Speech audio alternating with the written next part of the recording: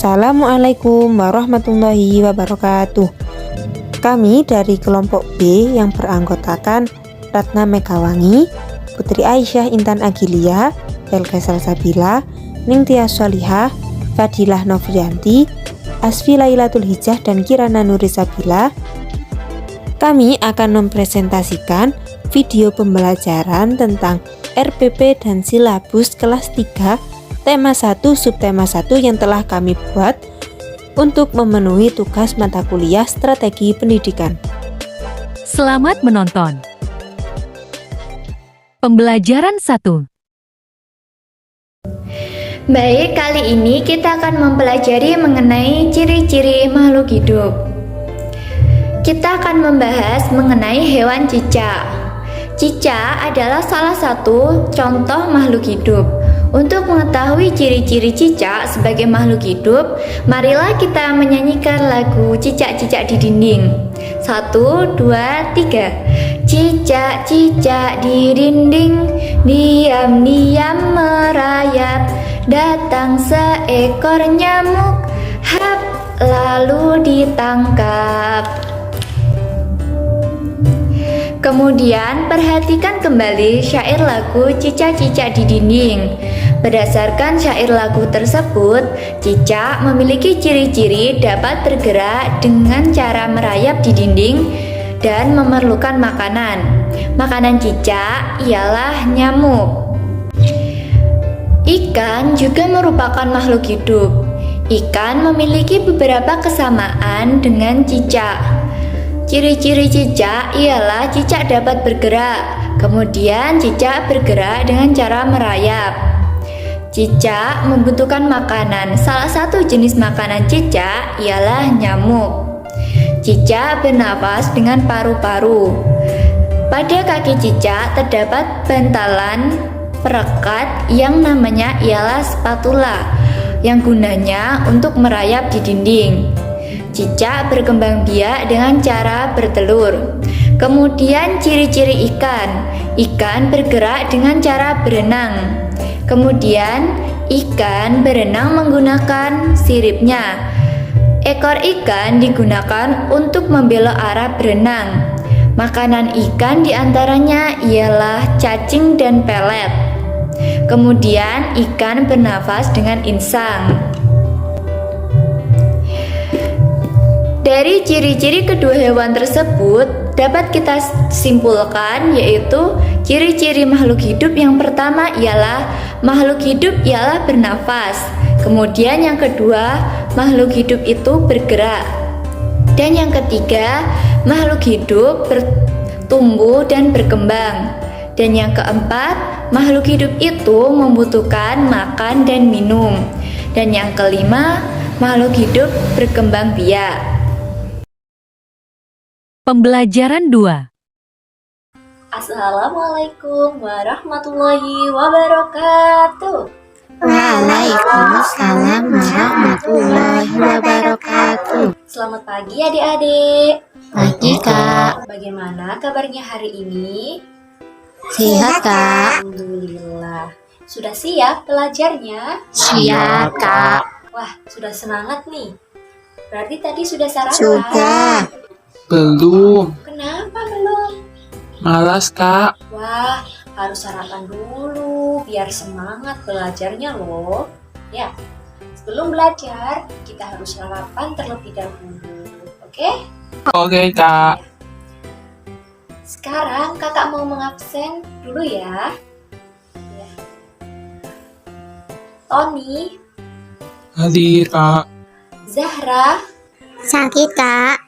Dia, Hadir Kak. Fatima, Hadir Kak. Elza, Hadir Kak. Lia. Hadir Kak. Baik, sudah. Jadi yang tidak masuk hari ini satu ya? Iya Kak. Mbak Zahra ya? Iya. Sakit?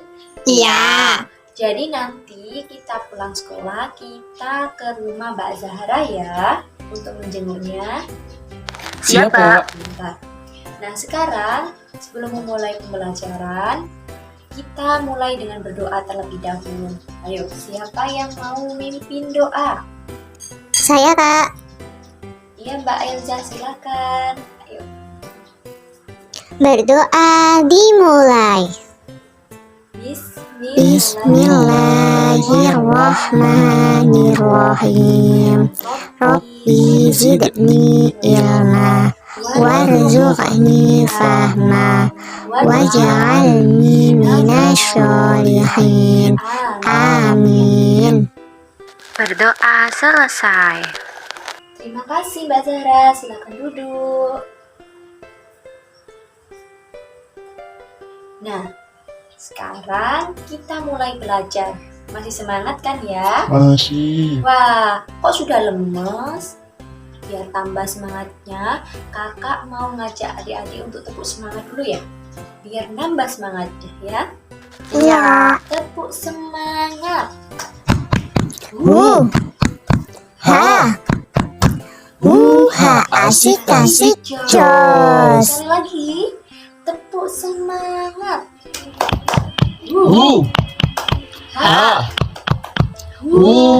Asik jos. Ye. Sudah semangat ya? Sudah, Kak. Dan sudah semangat. Sekarang kakak mau nanya pada adik-adik. Siapa yang masih ingat kita kemarin belajar apa ya? Ayo, siapa yang masih ingat? Ciri-ciri makhluk hidup. Iya, betul. Mbak Tia, kita kemarin belajar ciri-ciri dari makhluk hidup. Belajar apa saja, ayo? Cicak. Cicak. Betul, cicak. Lalu Ikan. Iya, ikan. Nah, betul semua, pintar semua. Dan sekarang kita juga masih akan belajar ciri-ciri dari makhluk hidup, tema 1, subtema 1, pembelajaran 2. Nah, sekarang kita akan membahas satu persatu dari ciri-ciri makhluk hidup. Apa saja ciri-ciri makhluk hidup itu? Siapa yang tahu? Ayo. Ayo. Sebelum ciri-ciri, makhluk hidup itu apa sih? Yang ada di dunia. Iya, betul, yang ada di dunia. Contohnya apa? Ayo. Manusia. Iya, lalu apa Tumbuhan. tumbuhan, lalu Hewan. hewan, betul. Jadi makhluk hidup itu terdiri dari manusia, lalu tumbuhan dan hewan. Nah, ciri-ciri dari manusia, manusia kan makhluk hidup. Jadi ciri-ciri dari manusia itu apa sih? Bergerak. Iya, betul, bergerak. Nah, selain bergerak, ada juga bernafas, ada juga makan dan minum, lalu tumbuh, berkembang biak, dan peka terhadap rangsang. Hari ini kita akan membahas satu persatu dari ciri-ciri makhluk hidup. Sekarang adik-adik bisa membuka bukunya halaman 36. Sudah dibuka semua? Sudah. Iya, betul, sudah. Nah, sekarang adik-adik bisa mengamati gambar yang di atas pada halaman 36. Itu gambar apa ya? Cicak. Iya, betul. Itu gambar cicak. Nah, ciri-ciri dari makhluk hidup yang terdapat pada hewan cicak itu apa sih? Dari yang tadi kita sebutkan, beberapa tadi. Bergerak. Iya, betul, bergerak. Bergerak. Jadi cicak itu bergerak dengan merayap. Dengan kakinya merayap di dinding. Kok bisa sih, Kak? Merayap kok tidak jatuh? Jadi di setiap kaki cicak itu terdapat perekat yang merekatkan pada dinding. Iya.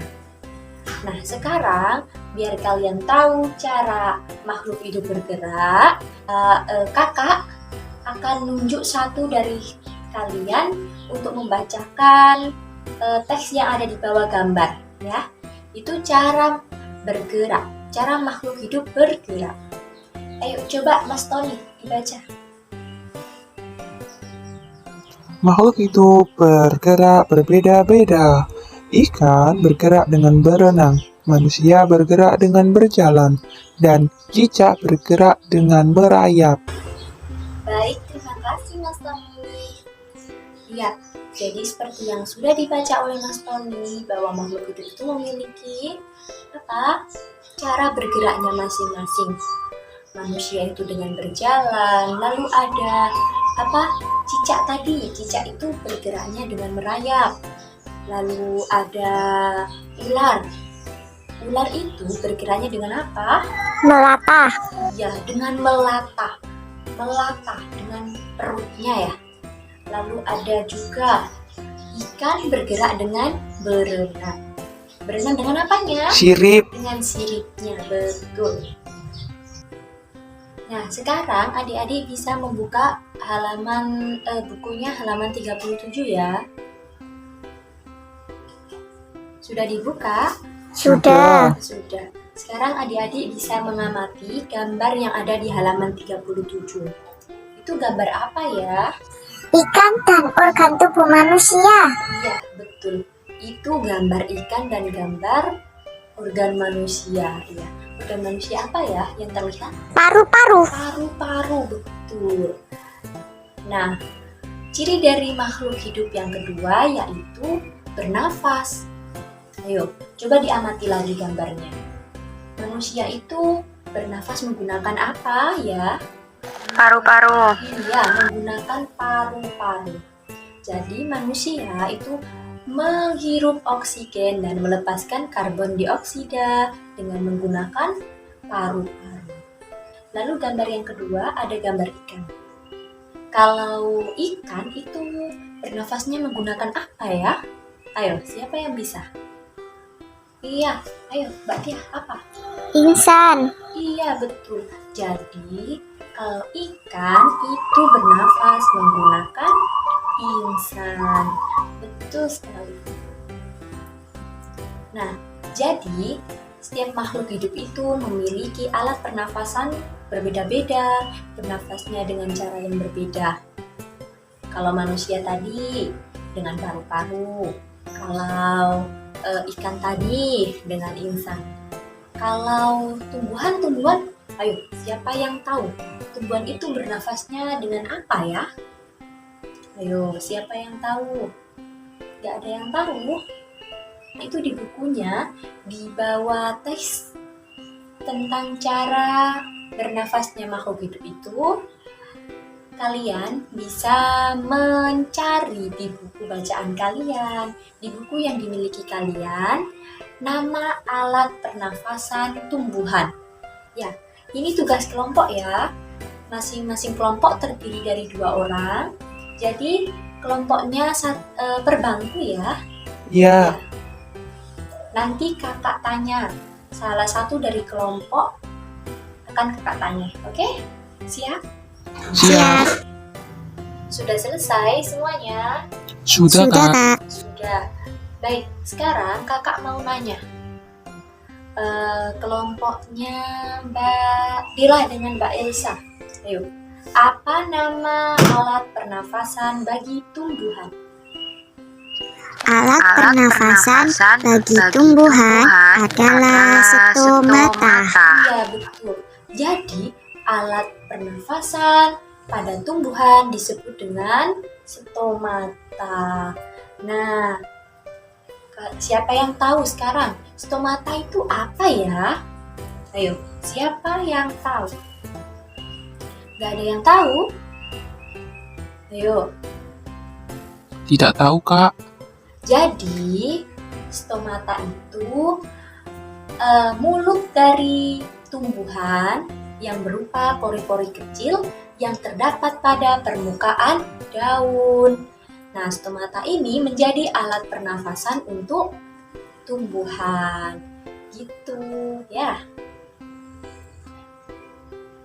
Nah, sekarang adik-adik bisa membuka halaman selanjutnya. Kalian bisa mengamati gambar yang pertama dan gambar yang kedua. Itu gambar apa ya? Manusia dan ayam. Iya, gambar manusia dan gambar Ayam. ayam. Jadi, ciri makhluk hidup yang ketiga adalah apa? Pertumbuhan. Pertumbuhan, betul. Siapa yang pernah mengamati pertumbuhan dari makhluk hidup? Bisa tumbuhan ataupun bisa hewan. Saya Mas Tony pernah mengamati? pernah Iya, pernah mengamati apa? ayam. Ayam, iya. Ayo, sekarang dijelaskan ke teman-temannya. Pertumbuhan ayam itu dimulai dari apa? Ayo. Telur menetas menjadi ayam kecil, lalu menjadi ayam besar. Iya, betul. Ayam itu dimulai dari induk yang bertelur. Kemudian telurnya didiamkan, lalu menetas. Menetas menjadi ayam kecil. Lalu ayam kecil mengalami pertumbuhan menjadi ayam yang induk lagi ya. Menjadi induk lagi, menetas lagi, bertelur lagi, menetas lagi gitu ya. Iya. Nah, sekarang adik-adik bisa membuka halaman berikutnya. Halaman 39. Halaman 30 berapa? 9. 9 ya. Pada halaman 39 itu ciri-ciri makhluk hidup yang keempat. Apa? Berkembang biak. Berkembang biak. Jadi makhluk hidup itu berkembang biak. Berkembang biak itu maksudnya cara melahirkannya.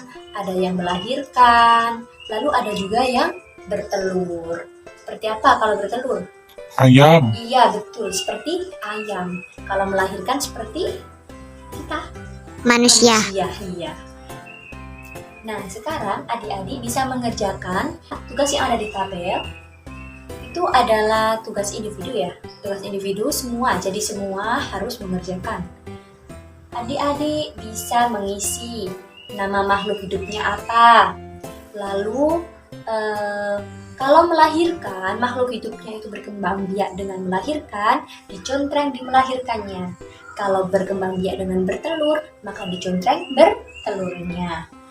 Sekarang, Contohnya, contoh kita ini apa? Manusia. Manusia, iya betul. Manusia itu berkembang biak dengan Melahirkan. betul. Contoh manusia, ditulis ya, manusia. Lalu kita melahirkan. Ciri-ciri dari manusia itu melahirkan, berkembang biaknya. Nah, dicontreng di bagian manusia, di bagian melahirkannya. Gitu. Untuk selanjutnya adik-adik bisa mengerjakan ya. Dikerjakan ya. Nah, nanti kalau sudah selesai, kakak lihat dan kita bahas satu persatu. Oke? Siap? siap. Ya, sekarang dikerjakan dulu ya. Sudah selesai semuanya? Sudah, Kak. Sudah nih. Semangat ya berarti ya ngerjainnya ya. Ayo. Sekarang dikumpulkan di depan. Nah, sekarang kita bahas satu persatu ya. Ya. Contoh yang pertama tadi apa? Manusia. Manusia itu berkembang biak dengan Melahirkan. melahirkan. Lalu yang kedua, ayo apa? Makhluk hidup apa ya? Ayam. Ayam. Betul, ayam. Ayam itu berkembang biak dengan Bertelur. bertelur. Iya, betul. Ayam berkembang biak dengan bertelur. Lalu yang ketiga. Yang ketiga apa? Kucing. Kucing. Iya, kucing. Kucing itu berkembang biak dengan Melahirkan. iya, kucing itu berkembang biaknya dengan melahirkan. Lalu yang keempat, ayo apa? Yang keempat, Burung. burung. Ya, burung itu dengan apa ya? Melahirkan. Melahirkan. Loh, kok melahirkan? Bertelur. Oh iya, bertelur. Burung itu bertelur, bukan melahirkan, ya. Lalu yang kelima ada apa? Kelinci. Kelinci, betul, kelinci. Kelinci dengan Melahirkan. melahirkan. Yeay, betul semua, pintar semua ya. Nah, mungkin itu pembelajaran hari ini. Nanti bukunya kakak nilai terlebih dahulu, lalu kakak bagikan ke kalian ya. Nah, mungkin itu pembelajaran dari kakak cukupkan. Terima kasih dan tetap semangat belajarnya. Wassalamualaikum warahmatullahi wabarakatuh. Waalaikumsalam warahmatullahi wabarakatuh. Pembelajaran 3. Assalamualaikum warahmatullahi wabarakatuh. Halo teman-teman semua, kembali lagi bersama saya Nintia Solihah. Hari ini kita akan melakukan pembelajaran yang ketiga. Sebelum kita melakukan pembelajaran pada hari ini, terlebih dahulu kita berdoa kepada Allah semoga ilmu yang kita dapatkan hari ini dapat bermanfaat dan juga dapat kita pahami dengan baik. Berdoa mulai. Berdoa selesai. Baik, hari ini kita akan belajar tentang ciri-ciri ayam. Benar, ayam. Jadi nanti itu kalian setelah mempelajari pelajaran ini kalian akan memahami apa saja ciri-ciri ayam dan apa saja yang menjadi perbedaan antara ayam jantan dan juga ayam betina. Satu lagi, nanti kalian juga akan belajar tentang manfaat ayam bagi kehidupan kita sehari-hari. Baik, langsung saja kita mulai pembelajaran pada pagi hari ini. Jadi, saya punya gambar nih, teman-teman perhatikan dengan baik ya. Ini gambarnya. Nah, teman-teman tahu nggak ini hewan apa? Ya benar, ini itu ayam.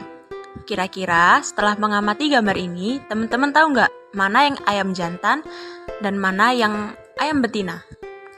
Nah, jika dilihat di gambar, ayam betina di sebelah kanan dan yang sebelah kiri adalah ayam jantan.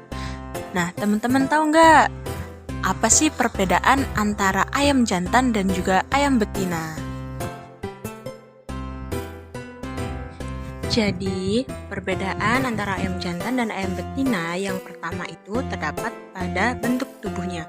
Bentuk tubuh ayam betina cenderung lebih pendek, sedangkan bentuk tubuh ayam jantan cenderung lebih tinggi dan besar daripada ayam betina.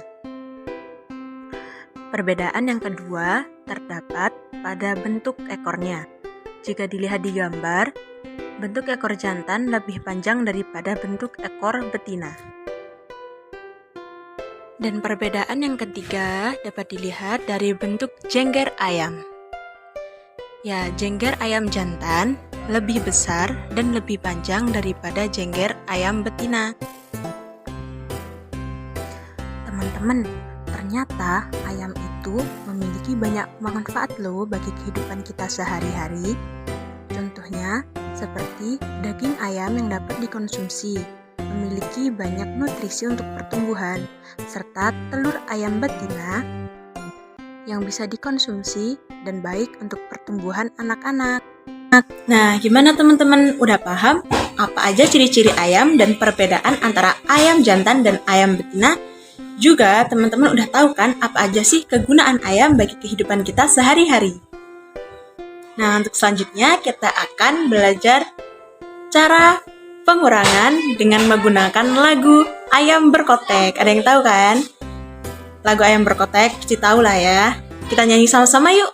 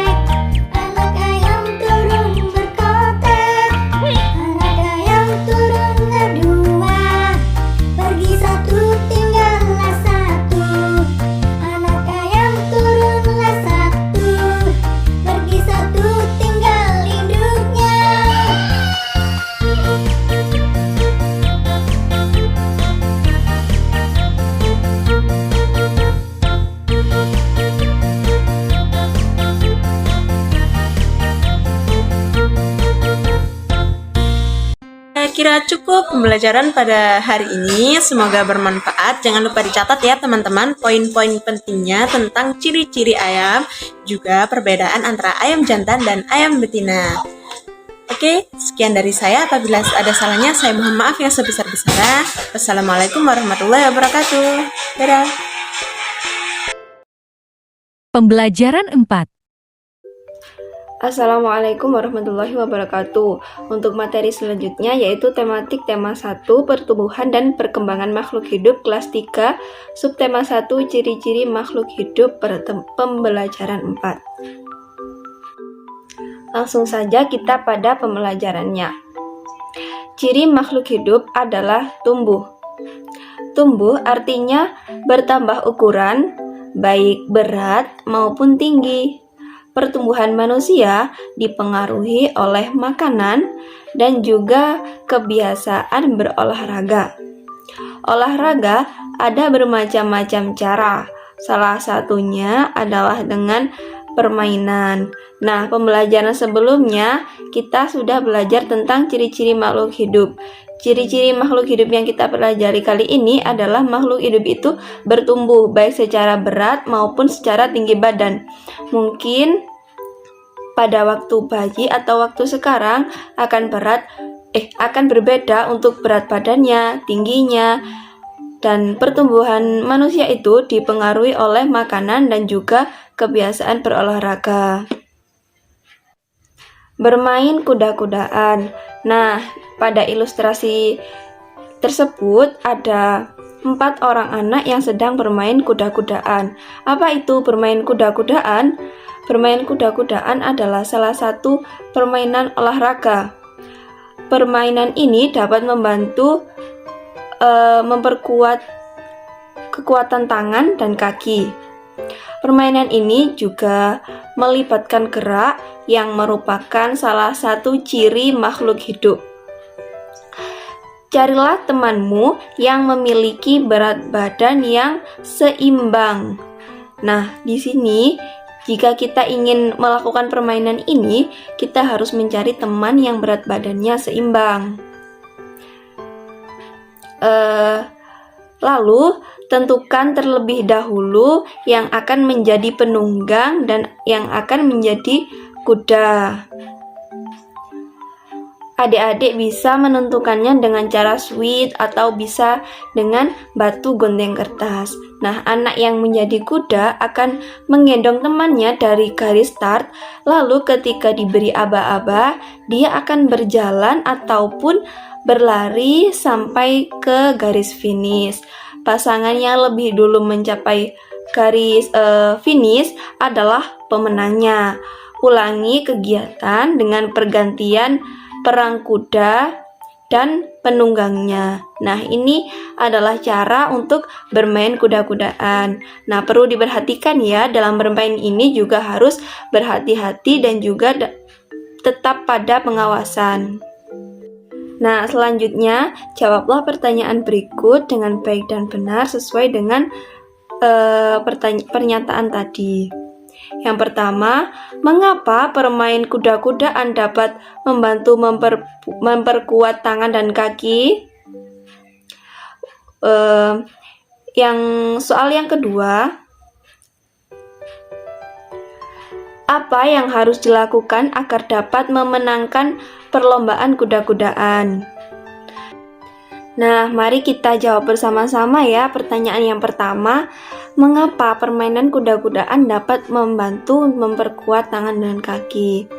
Karena permainan ini mengandalkan otot tangan dan otot kaki untuk menggendong teman dan berjalan.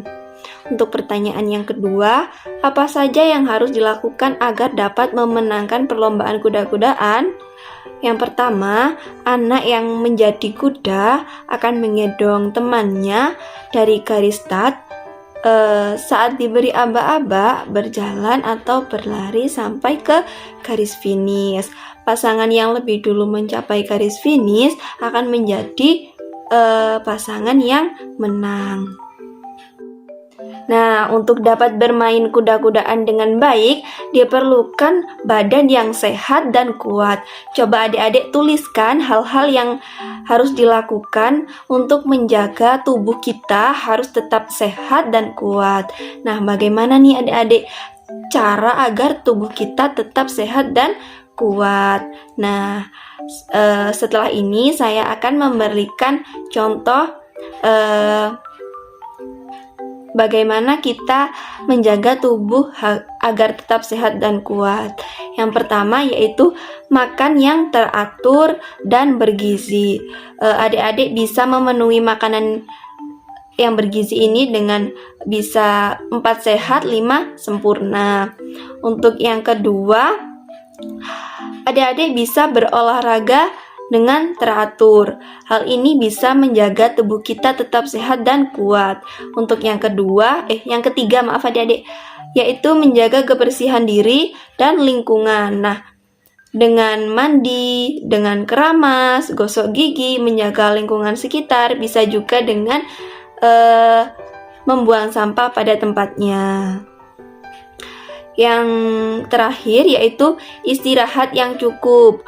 Untuk adik-adik, untuk istirahat yang cukup ini bisa dilakukan dengan tidur kurang lebih 8 jam. Begitu ya adik-adik.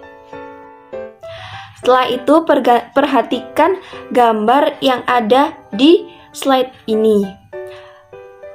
Di situ terdapat seorang anak perempuan yang menuju ke tempat makan. Di situ ada buah, ada sayur, ada lauk pauk, ada susu. Nah, menjaga kesehatan tubuh. Nah, dalam menjaga pola makan merupakan cara menjaga kesehatan tubuh. Berolahraga juga merupakan suatu cara untuk menjaga kesehatan tubuh. Nah, Tuhan itu sudah menciptakan manusia dengan bentuk yang terbaik. Nah, kita ini sebagai manusia adalah ciptaan Tuhan yang terbaik. Tugas kita sebagai manusia yaitu memelihara dan menjaga apa yang sudah diberikan oleh Tuhan. Nah, menjaga tubuh kita itu adalah salah satu cara kita untuk bersyukur.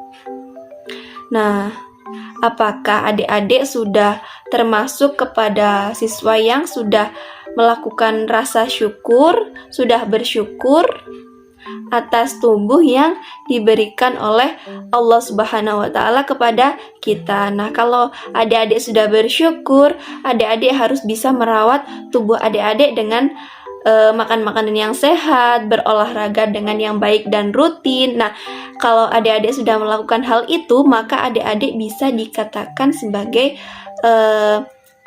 manusia yang sudah bersyukur kepada Allah Subhanahu wa Ta'ala. Nah, dan jangan lupa untuk adik-adik untuk terus menjaga kesehatan, tetap semangat dalam belajar, menjaga diri dengan baik. Nah, demikian untuk pembelajaran 4 kali ini. Pembelajaran 5. Baik, pada pembelajaran kali ini saya akan menunjukkan beberapa gambar dan diharapkan anak-anak untuk mengamati gambar tersebut. Pada gambar pertama, terdapat segerombolan anak yang sedang bermain tanah. Dan pada gambar yang kedua, terdapat salah satu anak tersebut tidak mencuci tangan ketika habis bermain dan langsung makan. Dan pada gambar yang ketiga, seluruh anak tersebut sedang berkumpul dan makan bersama. Baik, pada gambar yang terakhir, siswa yang tadinya tidak mencuci tangan terbaring sakit. Setelah kita mengamati gambar-gambar tersebut, selanjutnya kita akan pelajari hal-hal apa saja sih yang mengakibatkan siswa tersebut sakit. Yang pertama yaitu mencuci tangan. Sekilas memang terdengar remeh, dan seringkali orang melupakan atau malas mencuci tangan. Memang sangat sederhana, namun bukan berarti kegiatan ini boleh dikesampingkan. Meski sederhana, kebiasaan mencuci tangan sangat efektif untuk menangkal berbagai gangguan kesehatan. Jadi, salah satu hal yang menjadikan anak tersebut sakit yaitu ketika sebelum makan dia tidak mencuci tangan. Karena pastinya ketika kita habis bermain, banyak kuman yang menempel di tangan kita. Dan ketika kita makan tanpa harus mencuci tangan, maka akan menyebabkan kita sakit. Selanjutnya, tulislah kebiasaan baik yang kalian lakukan sebelum dan sesudah makan. Jadi perlu kita ketahui bahwa kita sebagai umat Islam hendaklah berdoa ketika kita hendak makan dan sesudah makan. Karena dengan berdoa akan mendatangkan pahala dari Allah Subhanahu wa Ta'ala. Begitupun dengan membaca doa ketika makan. Doa makan menjadi bentuk rasa syukur kita atas nikmat dan rezeki yang telah Allah berikan. Tak hanya itu, membaca doa juga akan menghindarkan diri kita dari gangguan setan. Selain berdoa, hendaknya kita mencuci tangan terlebih dahulu agar tangan kita terhindar dari hal-hal yang mengakibatkan kita sakit. Perlu kita perhatikan juga, hendaklah kita menyimpan makanan di tempat yang tertutup agar tetap terjaga kebersihannya, dan ambillah makan secukupnya saja. Jangan berlebihan, karena ketika kita menyisakan banyak makanan, maka akan mengurangi rasa syukur kita terhadap Allah Subhanahu wa Ta'ala. Baik, setelah kita mempelajari hal-hal yang harus dilakukan sebelum makan, selanjutnya kita akan mempelajari tentang apa sih makanan yang sehat itu. Agar kita dapat berfungsi dengan baik, tubuh membutuhkan nutrisi dan energi yang diperoleh dari makanan. Di dalam tubuh, makanan dikonsumsi dan mengalami proses pencernaan dan penyerapan nutrisi. Beberapa pilihan makanan sehat yang baik untuk dikonsumsi antara lain, yang pertama terdapat sayuran hijau, yang kedua buah-buahan, yang ketiga daging dan telur, yang keempat kacang-kacangan dan biji-bijian, yang kelima ikan, dan yang terakhir adalah susu. Mungkin ini saja materi yang dapat saya sampaikan. Kurang lebihnya saya mohon maaf. Wassalamualaikum warahmatullahi wabarakatuh. Pembelajaran 6. Pertumbuhan dan perkembangan pada makhluk hidup. Setiap makhluk hidup mengalami proses pertumbuhan dan perkembangan. Pertumbuhan dan perkembangan ini sebagai dua proses yang berjalan sejajar dan berdampingan, sehingga proses pertumbuhan dan perkembangan tidak dapat dipisahkan satu dan lainnya. Pertumbuhan dalam biologi mengacu kepada perubahan fisik berupa pertambahan ukuran, volume, tinggi, dan massa. Ini terjadi karena selama dalam masa pertumbuhan, sel-sel dalam tubuh makhluk hidup bertambah banyak. Alhasil, jaringan-jaringan dan organ-organ dalam tubuh makhluk hidup pun ikut berubah semakin besar. Nah, perubahan tubuh dalam pertumbuhan ini dapat diukur secara kuantitatif. Kita bisa mengukur tinggi dan berat badan kita menggunakan meteran dan timbangan badan. Makanya, tinggi badan kamu yang sekarang tidak bisa berubah lagi, jadi seperti saat kamu masih kecil dulu. Sedangkan perkembangan adalah proses menuju tercapainya kedewasaan. Pada tumbuhan perkembangan ditandai dengan munculnya bunga atau buah, sedangkan pada hewan dan manusia ditandai dengan kematangan organ reproduksi sehingga siap untuk menghasilkan keturunan. Perkembangan juga menyebabkan perkembangan psikis dari usia bayi, anak-anak, dan menjadi dewasa. Berbeda dengan pertumbuhan perkembangan tidak bisa dilihat dengan mata telanjang atau diukur dan ditimbang. Ini karena perkembangan dalam biologi mengacu kepada proses menuju kedewasaan. Karena tidak bisa diukur dan ditimbang, perkembangan cuma bisa diukur secara kualitatif. Maksudnya begini, kalau kamu perhatikan bayi yang baru lahir, bayi tersebut cuma bisa menangis. Tetapi begitu bayi tersebut memasuki usia 1-3 tahun, ia mulai lancar mengoceh. Inilah yang disebut sebagai perkembangan. Di sini saya akan menjelaskan pertumbuhan perkembangan pada kupu-kupu. Proses metamorfosis kupu-kupu pertama ialah berupa telur yang diletakkan pada permukaan tanaman seperti daun oleh kupu-kupu betina dewasa. Tahap metamorfosis kupu-kupu selanjutnya ialah larva. Dalam fase ini, tugas ulat ialah makan sebanyak-banyaknya tanaman yang ia hinggapi saat menjadi telur. Sebagian ulat bahkan mengonsumsi cangkangnya sendiri sebagai makanan pertamanya. Karena larva adalah masa-masa pertumbuhan dan membutuhkan banyak tenaga untuk melepaskan kulitnya sebanyak 4 hingga 6 kali selama menjadi ulat. Saat larva telah mencapai pada pertumbuhan maksimal, ia akan berhenti makan. lalu mencari tempat berlindung di ranting atau daun dan membungkus dirinya dengan anyaman benang. Selanjutnya, ia akan memasuki fase prepupa, kemudian melepaskan kulit terakhir kalinya dan membentuk pupa atau kepompong. Fase pupa ini akan berlangsung selama beberapa minggu, bahkan hingga berbulan-bulan. Bahkan sejumlah spesies kupu-kupu memiliki tahapan kepompong hingga 2 tahun. Setelah melalui rangkaian tahapan metamorfosis kupu-kupu, kini saatnya larva keluar dari pupa dan menjadi kupu-kupu. Perubahan inilah yang disebut metamorfosis. Setelah berubah menjadi kupu-kupu, mereka memakan nektar dari bunga untuk mendapatkan energi dan tetap hidup.